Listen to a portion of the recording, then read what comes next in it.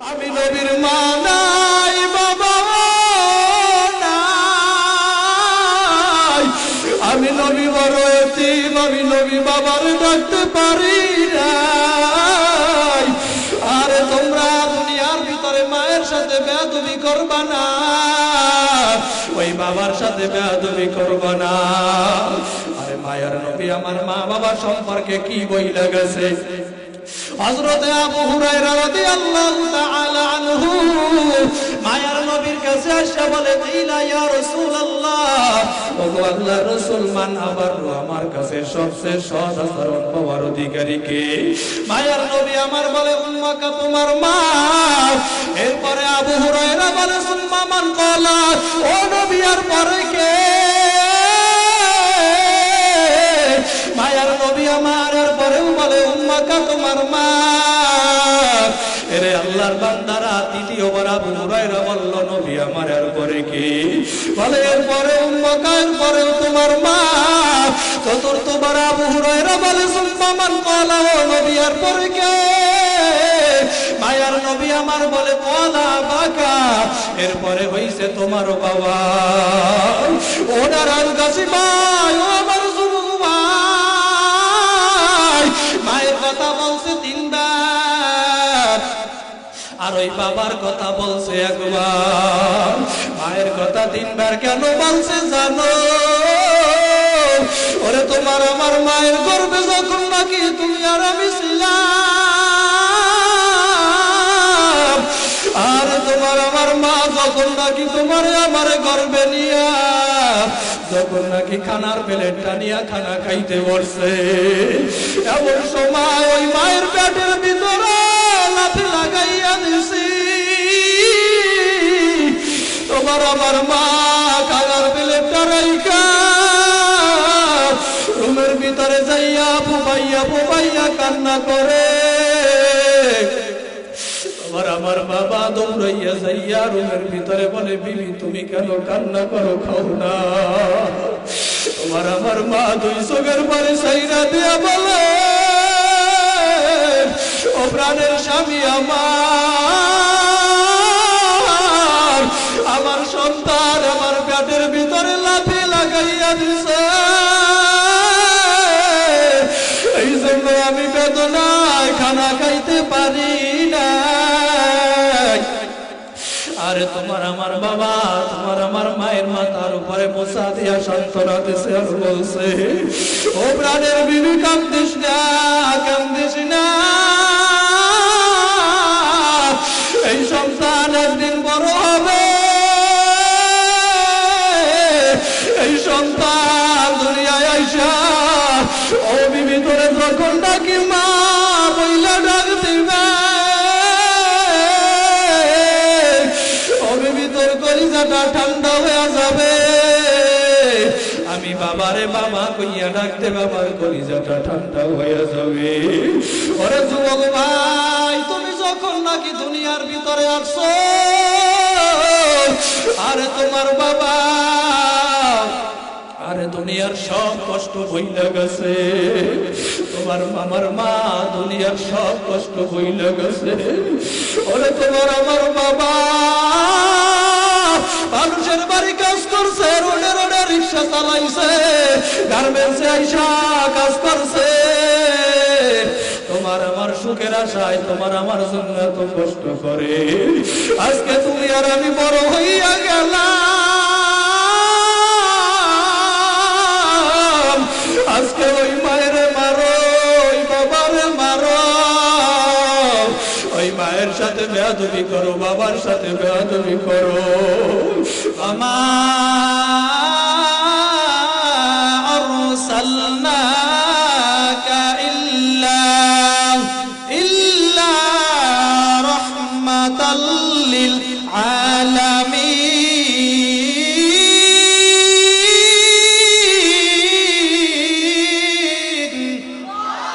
আর জোরে বলেন আল্লাহু আকবার। আমা আরসালনাকা, আল্লাহ পাক রব্বুল আলামিন বলেন, হে নবী, আমি আপনাকে দুনিয়ার ভিতরে পাঠাই নাই।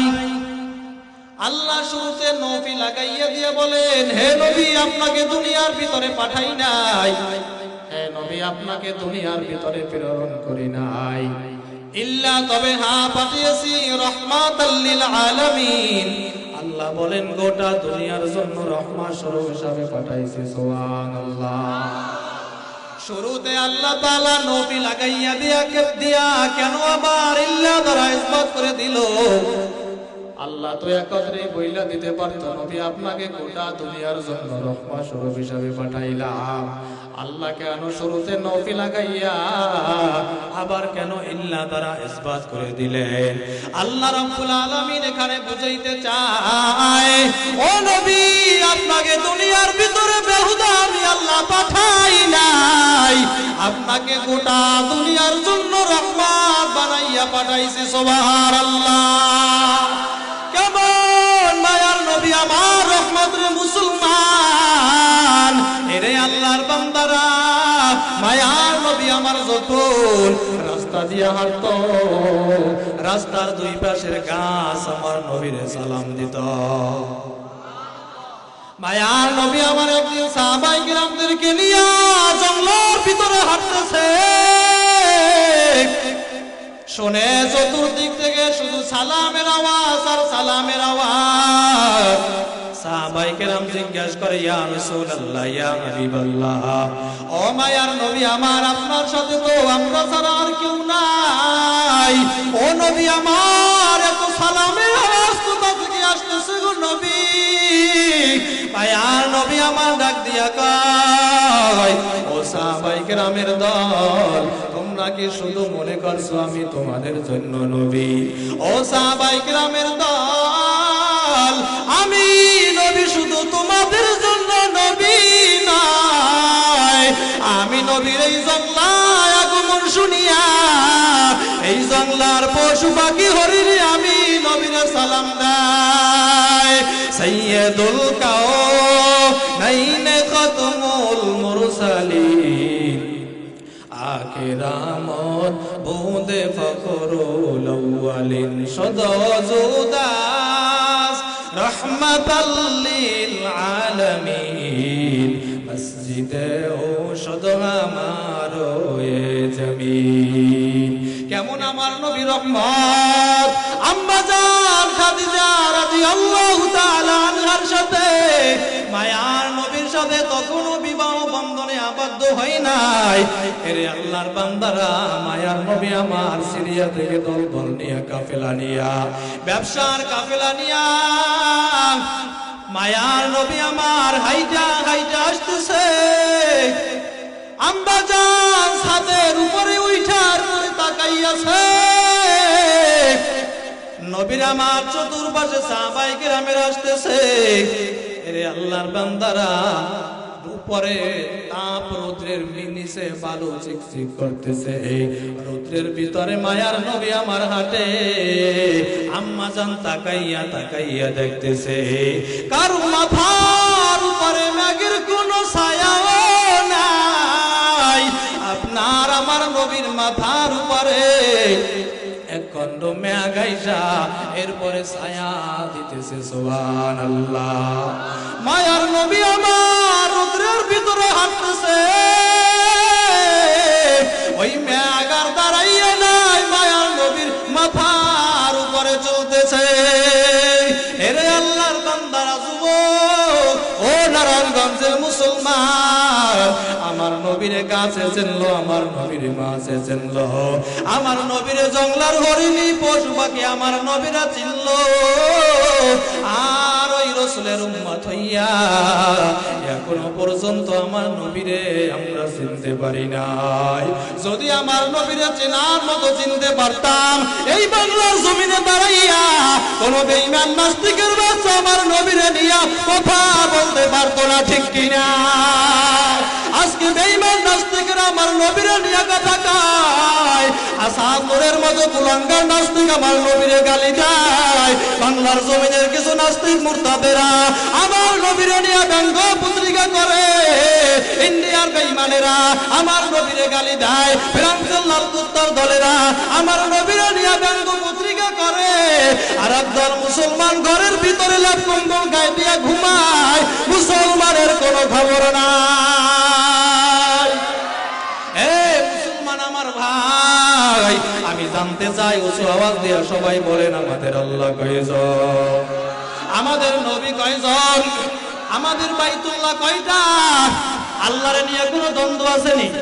আমার নবীরে নিয়ে আমাদের আল্লাহ এক, আমাদের নবী এক, আমাদের বাইতুল্লাহ এক, আমাদের কালেমা এক। হতে পারো তুমি আওয়ামী লীগ করো, হতে পারো তুমি বিএনপি করো, জামাত, জাসদ, বাসদ, চরমোনাই যেই দল করো না কেন, যখন নাকি দেখবো কোনো বেঈমানের বাচ্চা আমার নবীরে নিয়ে কথা কয়, কোরআন নিয়ে কথা কয়, আমার ইসলাম নিয়ে কথা কয়, আমরা মুসলমানের দল দেখবো না। আগে ওই বেঈমানের বিচারের জন্য আমরা ময়দানে চাপা পড়বো, রাজি আছি না? নাই নারে তাকবীর। এরে আল্লাহর বান্দারা, আজকে আমরা যদি মুসলমান আজকে একত্রবদ্ধ হইয়া কে কোন দল করে, কে কোন টুপি পরলে দেখার এখন আর দরকার নাই, কে কোন জামা পরলে দেখার দরকার নাই, আমাদের পরিচয় আমরা মুসলমান। ধরে কার ঠিক কিনা? আল্লাহ নিকট মনোনীত ধর্মের নাম কি? ধরে কান। এই ইসলাম নিয়ে যদি কোনো বেঈমান কথা কয়, আমরা মুসলমান আর আগে ওর বিচারের জন্য ময়দানে চাপা পড়বো, ঠিক কিনা?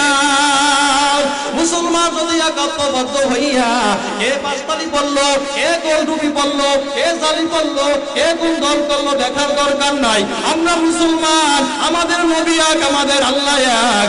আজকে মুসলমান দলাদলি বাদ দিয়া আমরা যদি সবাই ময়দানের ভিতরে চাপাইয়া পড়তাম, বেঈমান নাস্তিকেরা বর্ডার পালানেরও জায়গা পাইত না। বেশ্যা তসলিমা যখন এই বাংলার জমিনে দাঁড়াইয়া তখন নাকি আল্লাহরে নিয়ে কথা বলছিল, যখন নাকি আমার নবীরে নিয়ে কথা বলছিল, বাংলার জমিনের বড় বড় ওলামায়ে কেরামের দল, চরমোনাইওয়ালারা, সারসিলাওয়ালারা, হেফাজতওয়ালারা, বাংলার জমিনের বড় বড় ওলামায়ে কেরামের দল ঢাকা রাজপথে দাঁড়াইয়া তখন নাকি বেশ্যা তসলিমার বিরুদ্ধে স্লোগান দিছিল।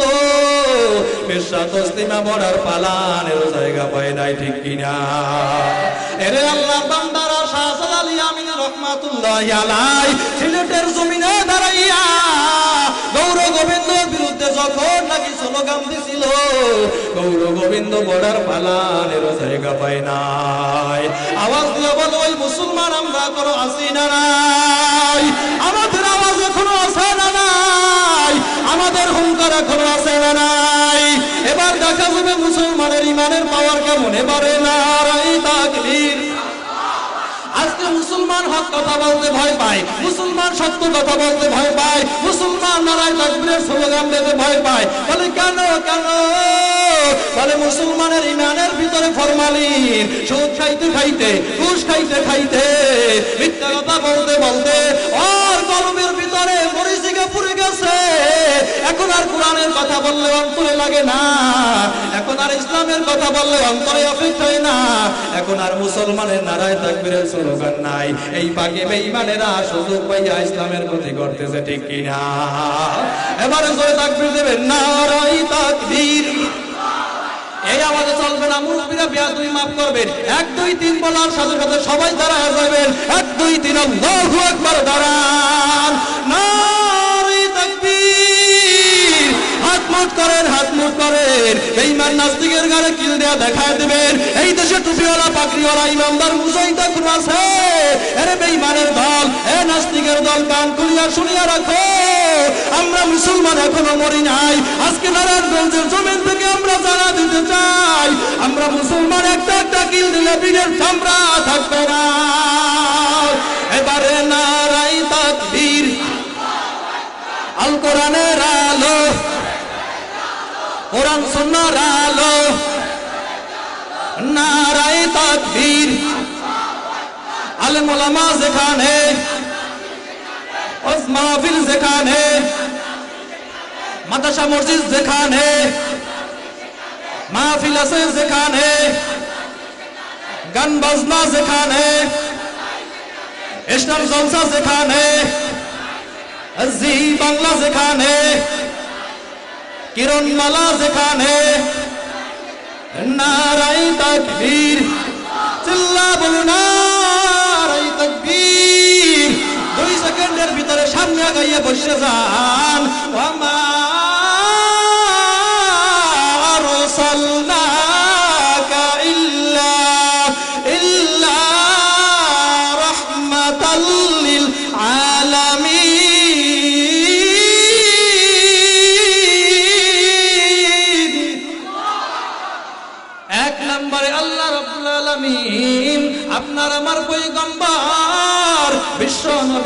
মুহাম্মাদুর রাসূলুল্লাহ সাল্লাল্লাহু আলাইহি ওয়াসাল্লামকে দুনিয়ার ভিতরে রহমত স্বরূপ হিসাবে পাঠাইলো।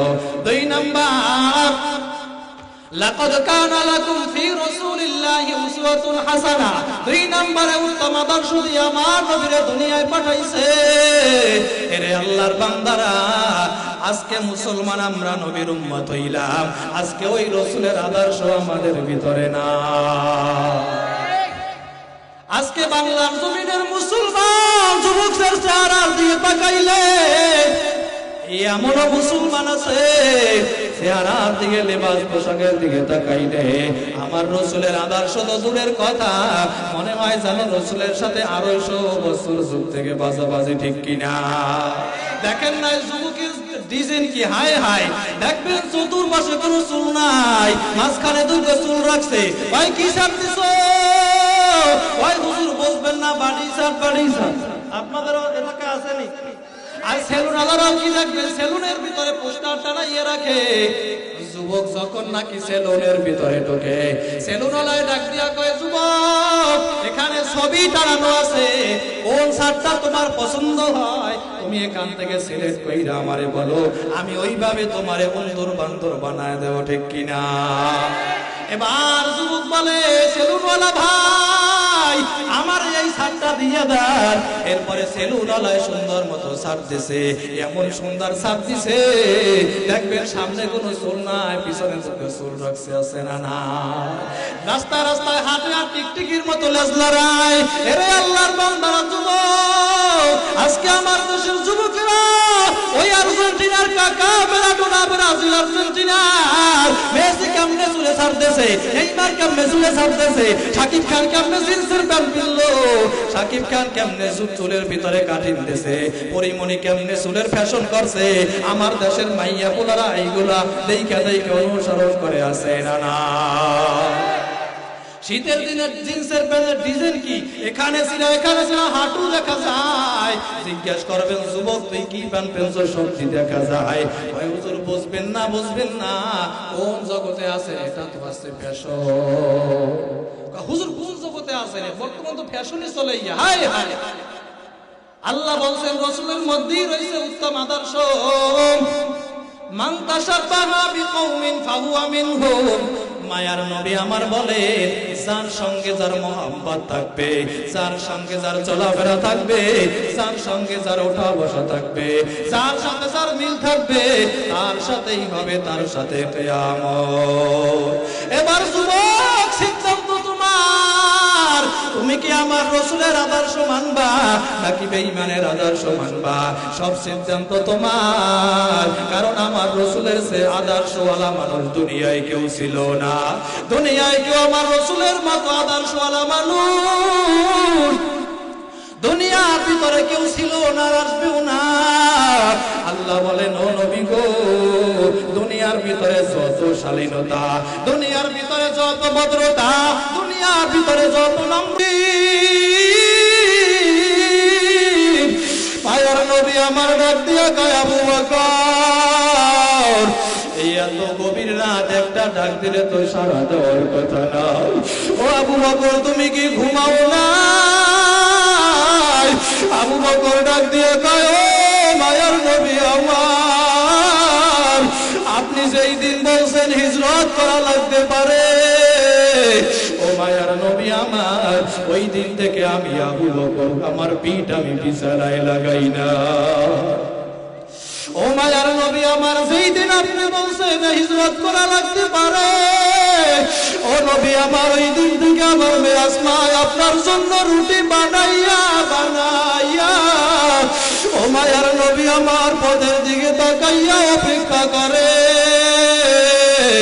ও নবী আমার, শুধু তাই নয়, দেখেন ওই যে আমাদের হিজরতের বাহন ঘোড়াটা, ওই দিন থেকে ওই ঘোড়াটাও ঘুমায় না,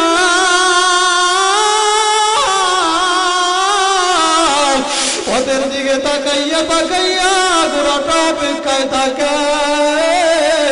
পায়ার নবী আমার দুই চোখের বাড়ি সাইরা দিয়া বলে, আবু বকর তোমরা আমি রাসূলকে এত ভালোবাসো, রে এরে আল্লাহর বান্দারা, এই হইছে সাহাবায়ে কেরামের ভালোবাসা। আর আপনার আমার ভালোবাসা কেমন? বড় বড় সাহাবীর কথা না কই, সহিহ বুখারীর ভিতরে ঘটনা উল্লেখ করা হয়। এরে আল্লাহর বান্দারা, হযরতে আবু লুবাবা নামে ব্যক্তি হাদিসটা বর্ণনা করে দেয়। মায়ার নবী আমার যুদ্ধে যাবে, সাহাবায়ে কেরামদেরকে বলে, ও সাহাবীরা তোমরা কাতার দিয়ে দাঁড়াইয়া যাও। সাহাবায়ে কেরামেরা যখন নাকি কাতার দিয়ে দাঁড়াইল, মায়ার নবী আমার কাতারের ভিতরে ঢুইকা একজন একজন কইরা বাছাই করতেছে, সিলেক্ট করতেছে, যুদ্ধের ময়দানে নিয়ে যাবে। মায়ার নবী আমার যখন নাকি সামনের দিকে সিলেক্ট করতে করতে আগাইতেছে, নবী আমার হঠাৎ একটু সামনের দিকে আগাইয়া মায়ার নবী আমার লাইনের ভিতরে তাকাইয়া দেখায় 12 বছরের ছোট একটা বালক, নাম হইছে রাফি ইবনে খাদিজ, কাতারের ভিতরে ঢুইকা দাঁড়ায় গেছে। মায়ার নবী আমার বলে, রাফি তুই তো ছোট মানুষ, ঢালও ধরতে পারবি না, তলোয়ারও ধরতে পারবি না। ও রাফি তুই কেন কাতারের ভিতরে দাঁড়াইছো বল? ওই রাফি ডাক দিয়া কয়, মায়ার নবী আমার, আমি রাফি জানি আমি ঢালও ধরতে পারবো না, আমি জানি আমি তলোয়ারও ধরতে পারবো না গো নবী। ও মায়ার নবী আমার, যুদ্ধের ময়দানে আমি আপনার সামনে সামনে থাকবো। ও নবী আমার, যুদ্ধের ময়দানে যখন নাকি থাকবো, ওই কাফেরেরা পিছন দিক থেকে আপনার তীর মারে, আমি রাবি পিছনে যাই আমার বুকটা পাইতা দেবা। যখন দেখবো কাফেরেরা সামনের দিক থেকে আপনারে তীর মারে, আমি রাবি সামনে যাই আমার বুকটা পাইতা দেব গো নবী আমার। ও মায়ার নবী আমার, আপনি আমার যুদ্ধের ময়দানে নেন, যুদ্ধের ময়দানে নেন। মায়ার নবী আমার বলে, রাফি না, তুই ছোট মানুষ, তোরে যুদ্ধের ময়দানে নেওয়া যাবে না। রাফি ইবনে খাদিজ কান্না করতে করতে বাড়ির ভিতরে চলিয়া যায়। এর কিছুদিন যাইতে না যাইতে আবার যুদ্ধের দামামা বেজে গেছে রে আল্লাহর গোলাম। নবী আমার সাহাবায়ে কেরামদেরকে এলান দিয়া দেয়, ঘোষণা দিয়া দেয়, ও সাহাবীরা তোমরা আমার কাফন দিয়া লাইন দিয়া দাঁড়াইয়া যাও, আমি আবার তোমাদের বাইসা বাইসা যুদ্ধের ময়দানে নিব। ওই রাফি এই ঘোষণা শুনে আমার কাতারের ভিতরে হাজির।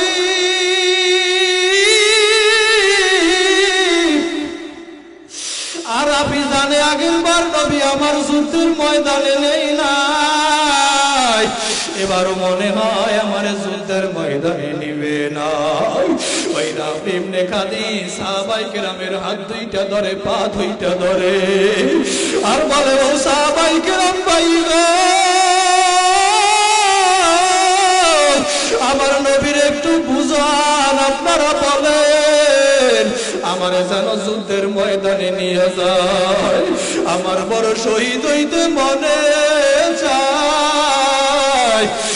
আল্লাহর বান্দারা, ওই সাহাবীরা বলে, রাফি আমাদের নবীর কাছে বলতে বড় ভয় লাগে, যা বলার তুমি বলো। রাফি ইবনে খাদিজ দৌড় দিয়ে যাই আবু বকর রাদিয়াল্লাহু তাআলা আনহুর হাত দুইটা জড়া ধরছে, আর বলে, আল্লাহর নবীর প্রিয় সাহাবী আবু বকর, আপনি বললে আমার নবী শুনবে। ও আবু বকর, আপনি একটু আমার নবীরে বলেন আমারে যেন যুদ্ধের ময়দানে নিয়ে যায়। এই কথা যখন নাকি রাফি ইবনে খাদিজ বলতেছিল, এমন সময় মায়ার নবী আমার রাফির সামনে হাজির। ওরে রাফি একটা লাফ দিয়ে আমার নবীর পা দুইটা জড়া ধরছে রে ভাই। ওরে রাফি পা দুইটা এমন ভাবে জড়াইয়া ধরছে, আর দুই চোখের পানি চাইরা দিয়া রাফি চিল্লায় আর কান্দে। আর বলে ও মায়ার নবী আমার, আমি আমার মায়ের কাছ থেকে বাবার কাছ থেকে আমি বিদায় নিয়ে আসছি করে নবী। ও নবী আমার যুদ্ধের ময়দানে না, আজকে যদি আপনি আমার যুদ্ধের ময়দানে না নেন, ও মায়ার নবী আমার, আজকে আমি আর বাড়ি ফিরে যাব না। রাফির কান্না দেখা মায়ার নবী আমার আর সহ্য করতে পারে নাই। রাফির হাতে নবী আমার একটা তলোয়ার দিয়া, ওরে রাফির নবী আমার গোড়ার উপরে উঠাইয়া হাতের ভিতরে তলোয়ার দিয়া বলে রাফি রে, এই তলোয়ার নে, তলোয়ার নিয়ে যা যুদ্ধের ময়দানে নাই বাজা। ওরে রাফি যখন নাকি তলোয়ার নিয়ে যুদ্ধের ময়দানে নামলো, মনে হয় যেন রাফি তরবারির ভিতরে আগুন লাগা গেছে। আল্লাহু আকবার। ওরে রাফি তলোয়ার নিয়ে ময়দানের ভিতরে নাইমা এক একটা কাফিরের গর্দান আলাদা কইরা দিতেছে। আল্লাহু আকবার।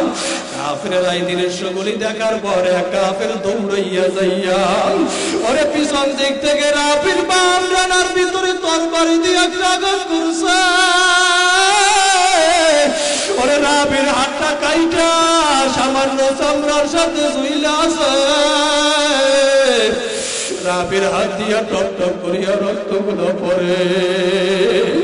ওরে হাতটা সামনে বাড়ি খায়, আবার পিছনে বাড়ি খায়।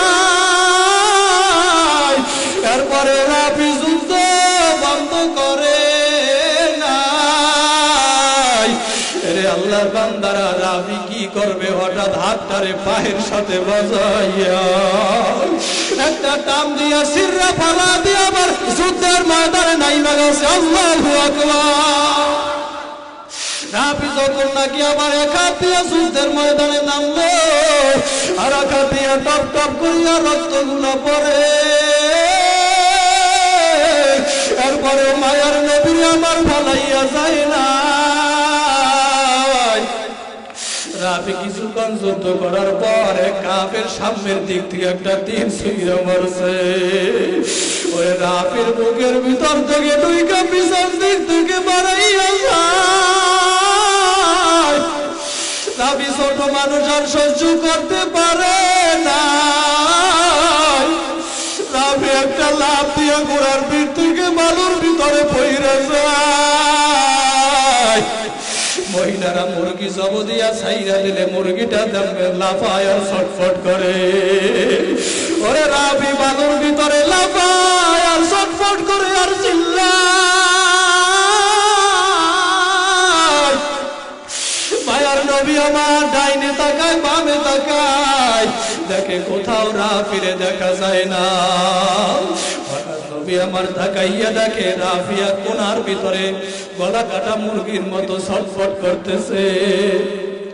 ওরে মায়ার নবী আমার দৌড়াইয়া যাইয়া রাফিরে কোলের ভিতরে পরে ছড়াইয়া ধরছে।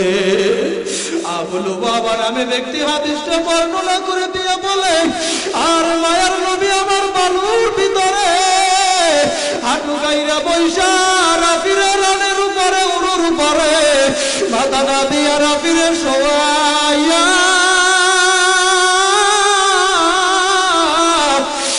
আরে রাফিরে বলে, রাফি তোরে না বলছিলাম যুদ্ধের ময়দানে আসা লাগবে না,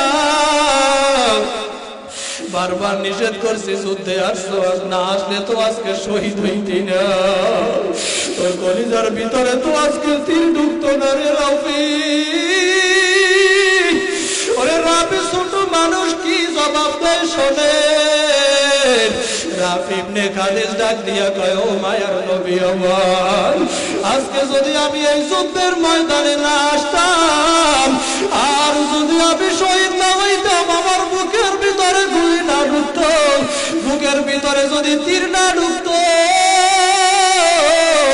ও মায়ার নবী আমার, আপনি তো আমার কোলে শোয়াইয়া এইভাবে কোলে শোয়াইয়া আমার আদর করতেন না গো নবী আমার, আমি তো আপনার দামি কোলে উঠতে পারতাম না। আরে রাবির কথাগুলো শুইনা নবীর আমার চোখ থেকে টপ টপ করিয়া পানিগুলো চেহারার ভিতরে পড়ে। আরে মায়ার নবী আমার রাবির চোখের পানি মোছাইয়া নবী আমার রাবির দুই হাত দিয়া উপরের উপরে জাগাইয়া আর মায়ার নবী আমার বলে রাবি রে কিয়ামতের ময়দানে আমি নবী কোন শহীদের ব্যাপারে সাক্ষী দিব না। ওরা আপনি ধরে নিয়ে আমি আল্লাহর কাছে দাঁড়াইয়া যাব, আল্লাহর কাছে দাঁড়াইয়া বলবো আল্লাহ শহীদ আয় আল্লাহ তাজা শহীদ আরে জান্নাতের ভিতরে দিয়ে দেন। আল্লাহু আকবার। রে আল্লাহর বান্দারা ও নারায়ণগঞ্জের মুসলমান আমার যুবক ভাই, ছোট ছোট সাহাবীরা আমার নবীর জন্য জীবন পর্যন্ত দিয়া দিল। আর তুমি আর আমি কেমন রাসূলের আশিক হইলাম, আজকে ওই নবীর জন্য মায়াও নাই দয়াও নাই। অথচ সাহাবীরা আমার নবীর বিরহ বেদনা সহ্য করতে না পাইরা এত পরিমাণে ভালোবাসছে ওই কালো বেলা, এত ভালোবাসছে এত মহব্বত করছে। আমার নবী যখন নাকি দুনিয়া থেকে বিদায় হইয়া যায় ওই বেলাল রাদিয়াল্লাহু তাআলা আনহু নবীর চলে যাওয়ার বিরহ বেদনা সহ্য করতে না পাইরা বেলাল রাদিয়াল্লাহু তাআলা আনহু কলিজা ফাইটা মারা যায়। বেলালের মতো আশিক যদি আমরা হইতাম এ দুনিয়ায় নবীর দেখা পাইতাম। বেলালের মতো আশিক যদি আমরা হইতাম এ দুনিয়ায় নবীর দেখা পাইতাম। আল্লাহর বান্দারাও আমার যুবক ভাই, আজকে ওই রাসূলের মহব্বত আমাদের অন্তরে ঢুকাইতে হবে। জীবনের থেকেও আমার রাসূলকে ভালোবাসতে হবে। রাসূলের আদর্শ ছাড়া যাবে না। দুনিয়ার মেয়ে বেজার হয় হোক, দুনিয়ার মানুষ বেজার হয় হোক, দুনিয়ার নেতা বেজার হয় হোক, দুনিয়ার মানুষ সবাই বেজার হয় হোক, আমার রাসূলের আদর্শ একদিকে আর দুনিয়ার মানুষ একদিকে, ঠিক কিনা? মুসলমানের বাবা দাদিমা আর রাসূলের আদর্শ ছাড়বো না, আর রাসূলের সুন্নাহ ছাড়বো না, আর রাসূলের আদর্শ আমরা ছাড়বো না। জীবনের থেকে আমার রাসূলকে বেশি ভালোবাসবো। অন্তরটা যদি ভালো হয়, আজকে ফেরেশতারা সাক্ষী আমার মাওলা তাকাইয়াছে।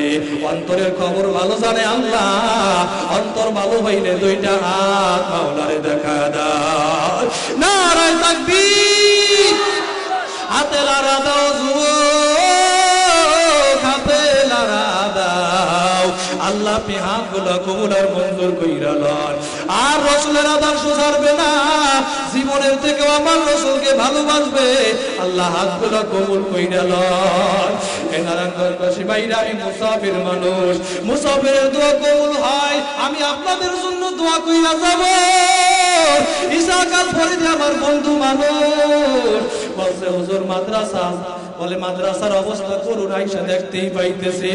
মাদ্রাসায় অনেক ব্যয়, অনেক ঋণী আছে, মাহফিল অনেক খরচ, মাদ্রাসার বোর্ডিংটা পর্যন্ত বন্ধ হইয়া গেছে। এই সমস্ত মাদ্রাসা আপনার দানের দ্বারাই চলে। এই সমস্ত মাদ্রাসা আপনাদের দানের দ্বারাই চলে। এরে আল্লাহর বান্দারা, আপনারা দুই একটা টাকা যা দান করেন, এই কারণে মাদ্রাসা কওমি মাদ্রাসা চলে। আপনাদের দানের টাকায় আজকের বাংলাদেশে বড় বড় উলামায়ে কিরাম তৈরি হইছে। বলে দেখেন না, বাংলাদেশে বড় বড় উলামায়ে কিরামের দান, বড় বড় ওয়াইজেন কিরাম, বড় বড় বক্তারা, এরাও কোনো না কোনো মাদ্রাসায় পড়িয়া আলেম হইছে। আপনারা যে মাদ্রাসায় দান করছেন, এই দানের টাকাগুলি ওই বোর্ডিং এ এই দানের টাকাগুলা ওই মাদ্রাসায় ছোট ছোট তালবে আলেমেরা খাইয়ে বড় হইছে, হাফেজ হইছে, আলেম হইছে, বড় বড় বক্তা হইছে, সারা বাংলাদেশে ঘুরে আর আপনাদের জন্য দোয়া করে, কথা বল ঠিক কিনা? এরে আল্লাহর বান্দারা, কওমি মাদ্রাসাগুলা, হেফজখানা মাদ্রাসাগুলায় আপনারা যখন নাকি ঢুকবেন গভীর রাত্র 2টা 3টার সময় পরীক্ষা কইরা দেখেন হেফজখানা মাদ্রাসার ভিতরে ঢুকবে ছোট ছোট বাচ্চারা শীতের রাত্রে ওযু বানাইয়া এরপরে আবার মাওলার কুরআনুল কারীমের তিলাওয়াত করে। এরে আল্লাহর বান্দারা, কওমি মাদ্রাসার ছাত্ররা গভীর রাতে দেখবেন সব মানুষ ঘুমাইয়া যায়, আর এরা ঘুমায় না, এরা গভীর রাতে আমার মাওলার সাথে কালেকশন লাগাইয়া দেয়। এরে আল্লাহর বান্দারা, তুমি তো দুনিয়ার পাগল, কোন দুনিয়ার পিছনে আজকে তুমি আর আমি পাগল হইলাম? দুনিয়ার সব হইছে পাগলের দল। বলে কেমন পাগল? হয় কেউ টাকার পাগল, কেউ ধন সম্পদের পাগল, কেউ হইছে অর্থের পাগল, আর একদল পাগলেরা হইছে আমার মাওলার পাগল, কথা বল ঠিক কিনা? এরা দুনিয়ার কোন টাকার পাগল না, এরা দুনিয়ার কোন বাড়ির পাগল না, গাড়ির পাগল না, এরা আমার মাওলার পাগল। আরে দেখবেন রোডের ভিতরে অনেক মানুষ রিক্সা চালায়, অনেক রিক্সাওয়ালা ভাই সারাদিন রিক্সা চালায়, আরে রাত্র যখন নাকি গভীর হইয়া যায় এই রিক্সাওয়ালা দেখবেন ওই রিক্সাটা তালা লাগাইয়া গ্যারেজের ভিতরে রাইখা গভীর রাত্রে আমার মাওলার সাথে গুনগুন করিয়া কালেকশন লাগাইয়া দেয়। বলে গুনগুন করিয়া কি বলে জানো? বলে গুনগুন করিয়া আমার মাওলারে ডাকে, আমার দয়ার মাওলারে,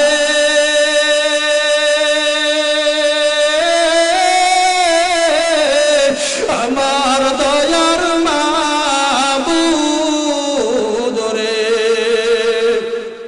কেমনে একা থাকবো অন্ধকার কবরে, ডাইনে মাটি বামে মাটি,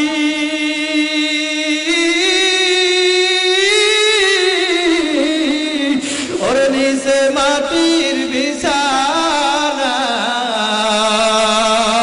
উপারেতে পাশের ছাউনি, পালাইয়া যাওয়া যাবে না। এবার যুবক ভাইরা উদারি পাকা বাজানেরা, লাকাদ কানা লাকুম ফি রাসূলিল্লাহি উসওয়াতুন হাসানাহ, রসুলের মধ্যেই রয়েছে আমাদের জন্য উত্তম আদর্শ। এরে যুবক ভাইরা, আজকে আমরা রসুলের আদর্শ আমরা মানি না, আজকে রসুলের সেই সুন্নাত আমরা মানি না, অথচ নবী আমার বলছে ও উম্মতের দল, আরে তোরা মা বাবার খেদমত করবা দুনিয়ায়, আমি রসুলের আদর্শ।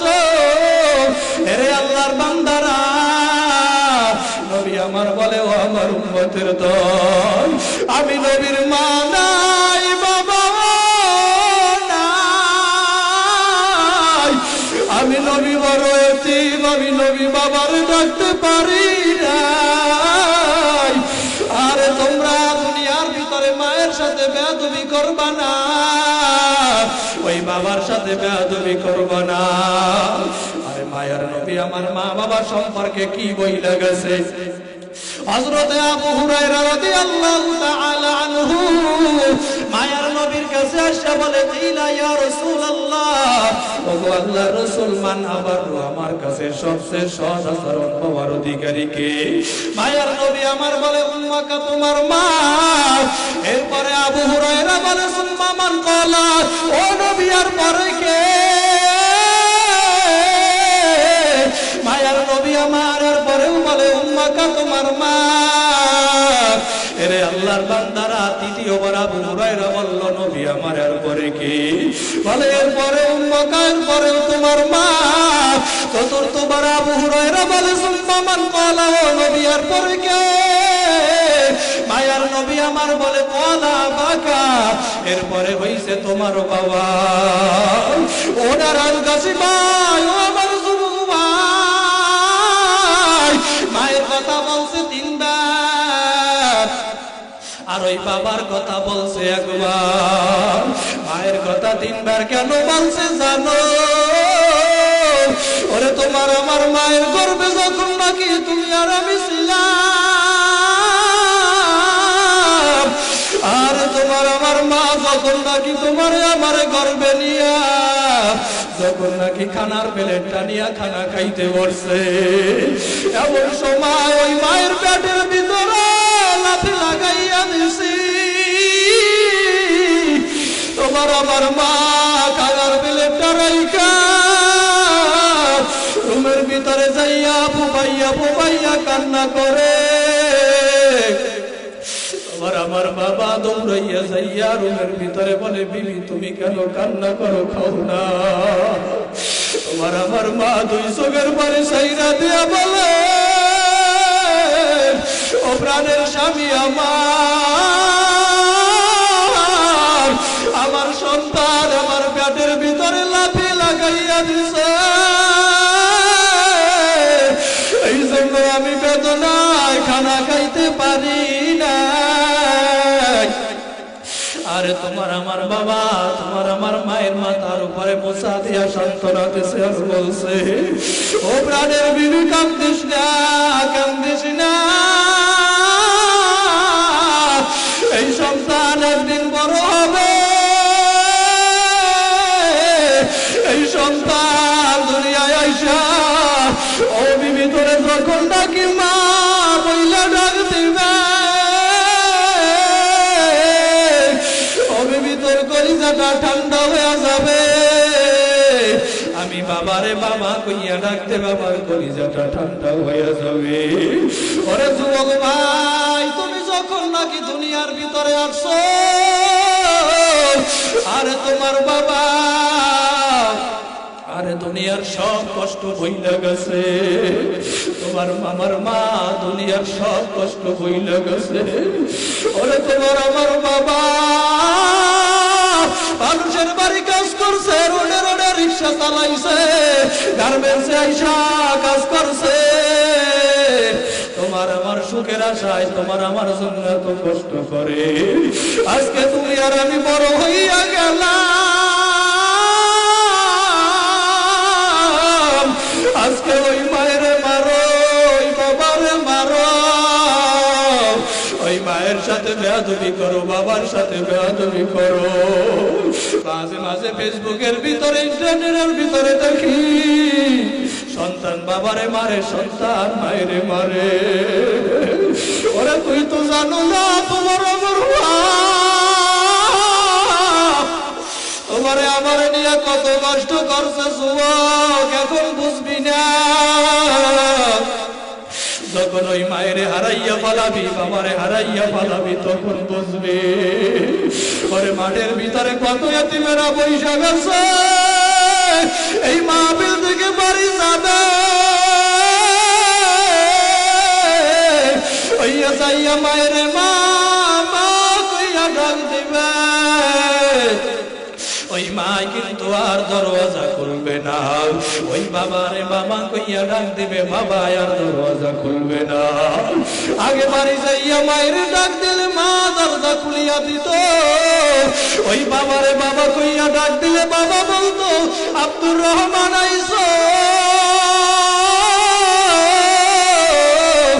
আজকে যাইয়া যত মায়ের মা কইয়া এতিমেরা ডাকবে ওই মায়ার সারা দেবে না আর যুবক তোমার আজকের মা আছে বাবা আছে এখন তুমি বুঝবা না হারাইয়া ফেলাইলে বুঝবা আল্লাহর বান্দার আজকে আমি আপনাদের সামনে চেয়ারে বসে বয়ান করি আমার মাওলায় আমার সারা বাংলাদেশে ঘুরা সারা বাংলাদেশে বয়ান কইরা যখন নাকি বাড়িতে যাই, আজকে ঢাকায় বয়ান করতে আসছি, নারায়ণগঞ্জে বয়ান করি, বয়ান কইরা গভীর রাত্রে বাড়ির ভিতরে যাব, তাই আমার মায়ের আমি আর ডাক দেয়া পাব না। আমি যখন নাকি ছোট, আমার মা দুনিয়া থেকে বিদায় হইয়া যায়। আরে আল্লাহর বান্দারা, আমার মায়ের বড় আশা ছিল আমার মাদ্রাসায় পড়াবে, আমার বড় বক্তা বানাইবে, বড় আলেম বানাবে, আমার মায়ের জানাজা আমি পড়াবো। আমার মায়ের বড় আশা ছিল, কিন্তু আমার মা দেখে যাইতে পারে নাই তার সন্তানটা আজকে কত বড় হইয়া গেছে। আরে আল্লাহর বান্দারা, আমার মা যে এত কষ্ট করছে ছোটবেলায় আমি দেখছি। ছোটবেলায় যখন মাদ্রাসায় মক্তবে স্কুলে যাইতাম, আমার মায়েরে দেখতাম কাপড়ের কোণের ভিতরে 1 টাকা 2 টাকার কয়েল বাইধা রাখতো।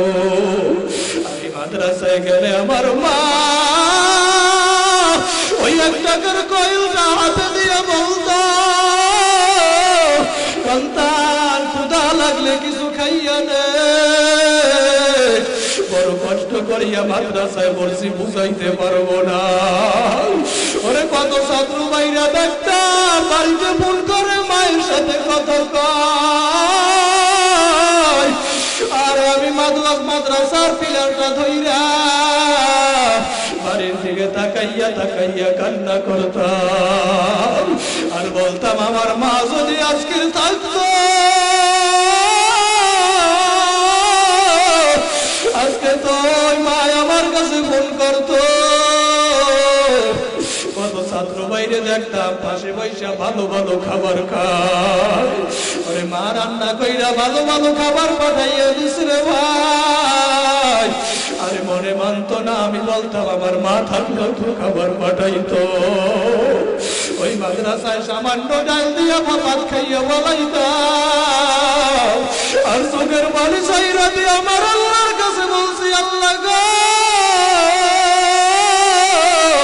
মাদ্রাসায় নিয়ে আসো আমার মা নাই, ও আল্লাহ গো তুমি আমারে বড় আলেম বানাইও, বক্তা বানাইও, আমার মায়ের আশা তুমি পূরণ করিও। আজকে বাড়ি গেলে সবাই আগে মায়ের কবরটা জিয়ারত করে, ওরে আমার মা